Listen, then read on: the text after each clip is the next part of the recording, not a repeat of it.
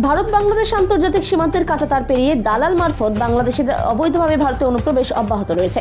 ত্রিপুরা সিপাহীজলা জেলা যাত্রাপুর থানার ওসি স্মৃতিকান্ত বর্ধন সংবাদ মাধ্যমকে জানিয়েছেন, 15 ফেব্রুয়ারি রাত 11:30টায় তিনি খবর পেয়ে তড়িঘড়ি ছুটে গিয়ে যাত্রাপুর থানার আনুমানিক 6 কিলোমিটার দক্ষিণে নিদোয়ার 3 ডেবা চৌমোহনীতে ওই গ্রামের কয়েকজন লোক 3 বাংলাদেশিকে সন্দেহজনক ঘোরাঘুরি করতে দেখে আটক করে। এরপর যাত্রাপুর থানার ওসির নেতৃত্বে বেশ কয়েকজন পুলিশ ও ত্রিপুরা স্টেট রাইফেল জওয়ানরা গিয়ে আটককৃত 3 বাংলাদেশিদের জিজ্ঞাসাবাদ করলে ধৃতরা স্বীকার করে তারা 4 বছর আগে ভারতের বিভিন্ন রাজ্যে বিশেষ করে বেঙ্গালুরুতে কাজের সন্ধানে গিয়েছিল।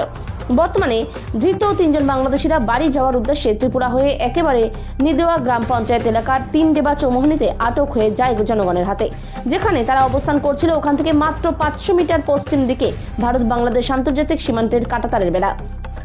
এরপর ধৃত 3 জন বাংলাদেশিকে গ্রেপ্তার করে থানায় নিয়ে আসে পুলিশ।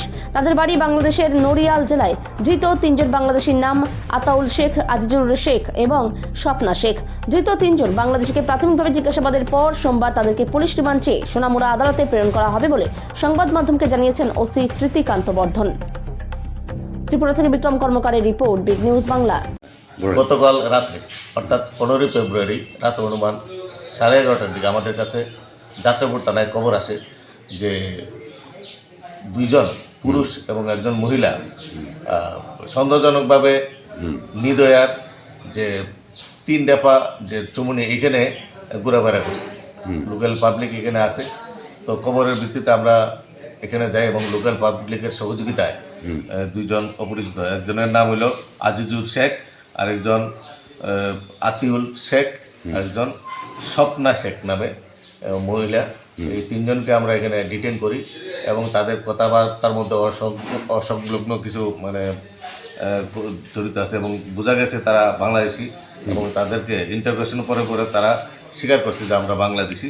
তারা এটাও স্বীকার করে গত 4 বছর আগে তারা ইন্ডিয়াতে আসছিল এবং বিভিন্ন জায়গায় তারা বেঙ্গালোর এইসব বিভিন্ন জায়গাতে কাজ করছে এবং গতকালকে তারা বাংলাদেশ তাদের নিজের বাড়িতে যাওয়ার উদ্দেশ্যে, বাংলাদেশ তাদের বাড়ি নড়িয়াল ডিস্ট্রিক্ট বাংলাদেশে, তারা নিজের বাড়ির উদ্দেশ্যে যাওয়ার উদ্দেশ্যে এখানে আননোন কোনো টাউটের সহযোগিতা তারা বাংলাদেশ যাওয়ার চেষ্টা করছিল।